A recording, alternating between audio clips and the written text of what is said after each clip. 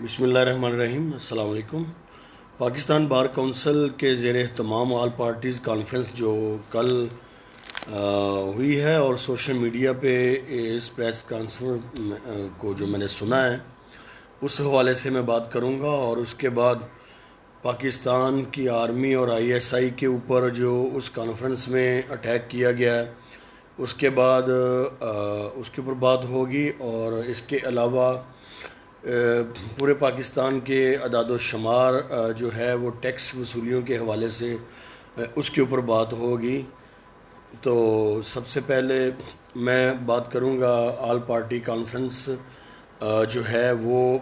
Pakistan bar council کے زیر اہتمام جو ہوئی ہے اس حوالے سے۔ تو وہاں پہ جتنے بھی قائدین تھے مختلف پارٹی، مسلم لیگ نون، پیپلز پارٹی، اس کے علاوہ مزدوروں کے کچھ لیڈران تھے پارٹیز کے، اس کے علاوہ جو ہے وہ اے این پی کے ان کے جو داڑو صاحب ہیں وہ بیٹھے تھے۔ تو ان کی میں نے وہ سنی جو کہ لائیو جو ہے جی این این کے لائیو پیج سے میں نے اس کو سنا ہے۔ تو اس کے بارے میں آپ کو پہلے بتاؤں کہ جس طرح نواز شریف اور انہوں نے چیف جسٹس افتخار کے کارڈ کو استعمال کیا، اور اس کے بعد 2/3 اکثریت لے کے انہوں نے حکومت جو ہے وہ 2000 جو ہے وہ 13 کے الیکشن کے بعد انہوں نے ساری چیزیں جو ہے نا وہ بنائیں۔ تو اب جو ہے دوبارہ وکلا کے کندھوں کے اوپر جو ہے وہ گن رکھ کے چلائی جائے گی، اور اس میں آل پارٹیز کانفرنس کا جو انعقاد ہے اس میں حکومتی جماعت پھر کیوں نہیں بیٹھی، ان کا بھی موقف سننا چاہیے تھا، ان کو بھی بٹھانا چاہیے تھا، اور وہ بھی بتاتے۔ پھر آل پارٹیز کا مطلب تو پھر آل بار کونسل کو چاہیے تھا، آل پارٹیز کا مطلب پھر تمام پولیٹیکل جماعتوں کو وہاں پہ دعوت دی جاتی، لیکن یہ ایک ون سائیڈڈ چیز تھی۔ حالانکہ وکلا جو ہیں ہمارے پاکستان کے، ان کو چاہیے کہ جو میری رائے ہے کہ جیسے اچھغزی صاحب کی جو ایک ایکسیڈنٹ ہوا تھا اور پولیس والا اس گاڑی کے نیچے آیا، اس کے اوپر آواز اٹھاتے۔ اس کے علاوہ نواز شریف جو ہے وہ برون ملک گیا ہوا، اس کے اوپر نیب کے کیسز ہیں اور وہ میڈیکل بیس پہ گیا، ابھی تک واپس نہیں آیا، اس کے اوپر آواز اٹھاتے۔ اس کے علاوہ اور بے شمار ایشوز ہیں جو کہ فیصلے نہیں صحیح ہو پاتے، ان کو چاہیے کہ ان کے اوپر اپنا ورک کرے اپنی فیلڈ اور اپنے کرائیٹیریا میں رہتے ہوئے۔ اب یہ پولیٹیکل معاملات جو چیزیں ہیں اس میں جو ان کی جو سارے معاملات انٹرفیئرنس اور ون سائیڈ چیزیں ہیں، اس کے وکلا کو دوبارہ استعمال کیا جائے گا، جس کا انعقاد جو ہے وہ جس کی شروعات جو ہے وہ ہو چکی ہے۔ اب جو ہے ہم آتے ہیں کہ یہ کیوں کیا گیا، کیونکہ اس وجہ سے کیا گیا یہ جو بل پاس ہوا ہے مشترکہ جوائنٹ سیشن میں پارلیمنٹ میں، تو اس کے اوپر جو ہے اب 34 اراکین جو تھے اراکین پارلیمنٹ کے، وہ غائب ہو جانا ان کا، اور اپوزیشن کو شکست ہو جانا، اور حکومت کا 10 ووٹوں سے یہ سارے بل پاس کر لینا، یہ جو ہے اس میں ایک بڑی سیاسی پولیٹیکل سٹینڈ ہے، جس میں یہ جو اپوزیشن تھی وہ چاہتی تھی نواز شریف کو ریلیف ملے اس میں، اور پھر ہم اس بل کی حمایت کریں گے منی لانڈرنگ میں، اور اس کے بعد مریم نواز کو نااہلی کی جو ہے وہ کوئی شک لانا چاہتے تھے، جس کی وجہ سے اس کی نااہلی ختم ہو سکتی تھی۔ تو یہ ساری، اور اس کے علاوہ 1-2 اور شکیں تھیں جو انہی کے ریلیٹڈ انہی پارٹی کو فائدہ تھی، جو کہ حکمران جماعت کے ساتھ اتحادیوں نے اس کو ریجیکٹ کیا ہے، اور یہ بل جو ہے وہ جب پاس ہونے کے لیے گیا تو نمبرنگ میں اپوزیشن زیادہ تھی، لیکن بعد میں جب 34 اراکین کو ان کا ضمیر جاگا، ان کو پتہ چلا کہ یہ تو پاکستان کے مفاد میں بل ہے، تو انہوں نے وہاں سے جو ہے وہ غائب ہو گئے، اور وہاں پہ انہوں نے ووٹنگ میں حصہ نہیں لیا، جس کے لیے یہ بل پاس ہوا۔ اب آتے ہیں ہم جو میں نے آپ کو بتایا تھا کہ اس بار کونسل کے حوالے سے پاکستان کی آئی ایس آئی کے اوپر اے این پی کے جو داؤڑ صاحب ہیں انہوں نے جو ہے وہ اٹیکس کیے ہیں، ان کی ریکارڈ گفتگو ہے، وہ انہوں نے کیوں کیے ہیں، کیونکہ افغانستان کے بارڈر کے اوپر یہ جو 2100-2200 کلومیٹر کے اوپر یہ جو تار لگ گئی ہے، وہاں پہ چوکیاں بن گئی ہیں، اور ان علاقوں کے اندر جو سمگلنگ ہوتی تھی، سارے معاملات دہشت گردی اور جو ٹروپس آتے تھے ان کی روک تھام ہو گئی ہے، تو ان لوگوں کو بڑا تکلیف ہے۔ اس حوالے سے ANP ان معاملات اور افغانستان میں ان کا جو ٹچ تھا اس حوالے سے ٹریڈنگ اور باقی یہ جو دہشت گردی کے حوالے سے وہ بلاکی ہوئی ہے۔ اس وجہ سے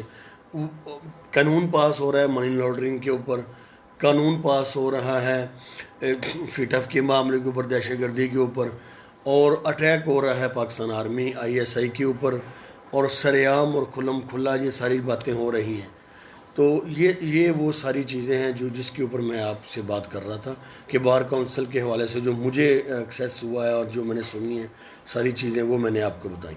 ٹیکس اصلاحات کے حوالے سے 204 ارب کے قریب جو ہے وہ کراچی سے ٹیکس ریکور ہوا ہے، اور 175 ارب کے قریب جو ہے وہ لاہور سے ہوا ہے وصول، اور اسلام آباد سے جو ہے وہ تقریباً 200 ارب کے قریب جو ہے وہاں سے ہوا ہے، کوئٹہ سے جو ہے وہ 10 ارب ہوا ہے، پشاور سے 13 ارب ٹیکس وصول ہوا۔ تو یہ بتانے کا میرا ایک مقصد تھا کہ کراچی جو ہے اس نے سب سے زیادہ ٹیکس کور کیا ہے، تو لیکن اس میں وہاں پہ بندرگاہ ہے۔ جب کراچی کے اندر بندرگاہ ہے اور وہاں پہ جو سارے آفسز ہیں، ساری کمپنیز ہیں،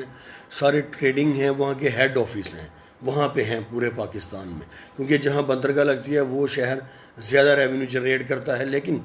لاہور کا اور اسلام آباد کا میرا بتانے کا مقصد یہ ہے کہ ابھی جو یہ پرسیپشن جو دیا جاتا تھا کہ کراچی ہی جنریٹ کرتا ہے پورے پاکستان کو، تو کیا ڈیفرنس ہے؟ 209 ارب روپیہ جو ہے وہ آپ کراچی سے اکٹھا کیا ہے، 204 ارب اسلام آباد سے اکٹھا ہو گیا، کیا فرق آ گیا بھی؟ 2.25 ارب جو ہے وہ لاہور کے اندر اکٹھا ہو گیا، کیا 2.25، تو کیا اس میں فرق آیا جی؟ ہاں، کراچی اور پشاور کے معاملے میں وہاں پہ پشاور میں